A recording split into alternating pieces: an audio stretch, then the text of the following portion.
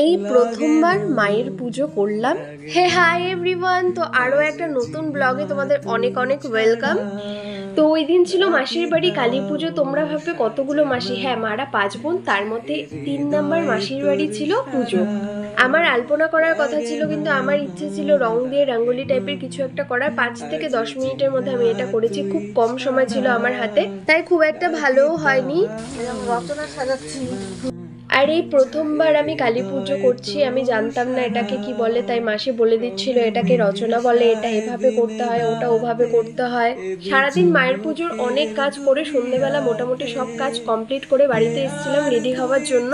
যতই কাজ করি না কেন, কাজের ফাঁকে নিজেকেও তো একটু সময় দিতে হবে, তাই না বলো? এত সুন্দর করে রেডি হবার পর একটু ঢং না করলে হয় বলো? তাড়াতাড়ি করে রেডি হয়ে চলে গেছিলাম মাসির বাড়ি, সবাই মিলে মাকে নিয়ে আসবো তার জন্য।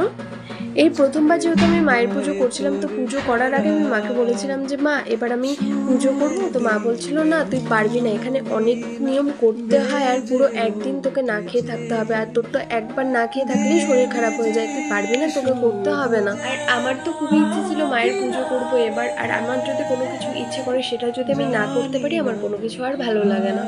মনে মনে একটু ভয়ও লাগছিল, মায়ের পুজো বলে কথা, যদি কোথাও কোনো কিছু ভুল হয়ে যায়। তাই মনে মনে মাকে বলছিলাম এই প্রথমবার তোমার পুজো করছি, যদি কোথাও কোনো কিছু ভুল হয়ে যায় আমাকে ক্ষমা করে দিও। তো চলো, মায়ের বরণ করাও কমপ্লিট হয়ে গেছে, এবার আমরা মাকে বাড়ি নিয়ে যাব। আর দেখো তোমরা কি মিষ্টি না মায়ের মুখটা। যেহেতু আমরা 3-4 জন মিলে মায়ের পুজোর জন্য সবকিছু রেডি করছিলাম, তাই সারাদিন অনেক কাজ করতে হয়েছে, আর এখনো অনেক কাজ বাকি আছে, তাই একটু একটু করে করছিলাম। আর আমি যেটা রেডি করছিলাম আমি জানি না এটাকে কি বলে, নামটা আমি ভুলে গেছি, কিন্তু এটা রেডি করতে গেলে একটা থাল লাগবে, আর তোমাকে চাল নিয়ে গোল গোল করে 65টা এমন করে দিতে হবে। শুধু চাল নয়, আরো 2-3টা ফলও দিতে হবে, সাথে দুধও দিতে হবে। তোমরা যারা আমার ব্লগ দেখো তারা নিশ্চয়ই জানো আমি এই পুজো আর্চা করতে অনেক ভালোবাসি। তো পুজোর কাজ একদম কমপ্লিট হয়ে গেছে।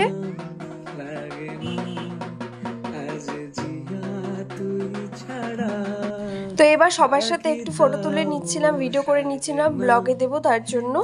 তোমরা যাদেরকে দেখতে পাচ্ছ এরা সবাই আমার ফ্যামিলি মেম্বার। ব্রাহ্মণও চলে এসেছিল, আর আমাদের পুজো মোটামুটি স্টার্ট হয়েছিল 10:30 থেকে 11টা নাগাদ।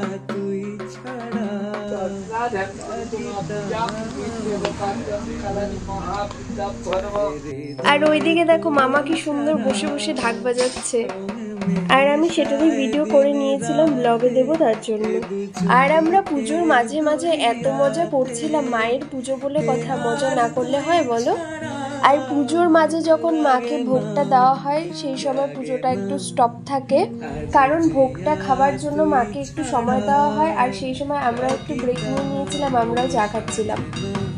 8 ঘন্টা ব্রেক নেওয়ার পর পুজো আবার স্টার্ট হয়ে গেছিলো, আর তখন দরকার ছিল ঘিয়ের প্রদীপের, আর আমি সেটাই রেডি করছিলাম। সত্যি পুজোটা করে আমি অনেক কিছু শিখতে পারলাম, আর নতুন নতুন জিনিস শিখতে তো আমার অনেক ভালো লাগে।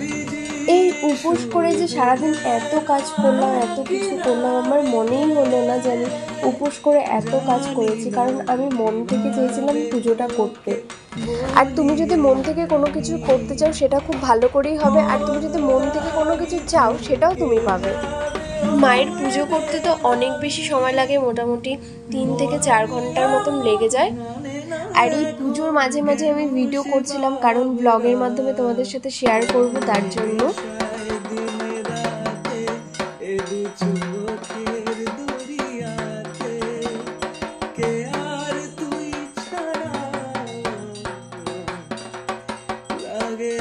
পুজোর শেষের দিকেই শুরু হয়ে গেছিল আমাদের নাচ।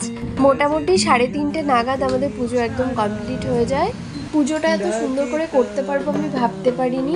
পুজো কমপ্লিট হওয়ার পর আমার অনেক ভালো লাগছিল। ভোর 5টায় ঘুমিয়ে আবার সকাল 10টায় চলে গেছিলাম মাসির বাড়ি, কারণ পরদিনই ছিল মায়ের বিসর্জন। আর দেখতেই পাচ্ছ মাকে এখন বরণ করা হচ্ছে। এই প্রথমবার আমি আরতি করছিলাম, জানি না খারাপ হয়েছে কি ভালো, সেটাই আমি তোমাদের সাথে শেয়ার করলাম। বিসর্জনের সময় আমরা অনেক মজা করেছি, অনেক রং খেলেছি সবাই মিলে। মা, বড় মাসি, মা, মামি সবাই মিলেও আরতি করেছিল। তো এই ছিল মায়ের পুজোর একটা ব্লগ। আশা করি তোমাদের ভালো লাগবে। দেখা হচ্ছে অন্য কোনো ব্লগে। টাটা।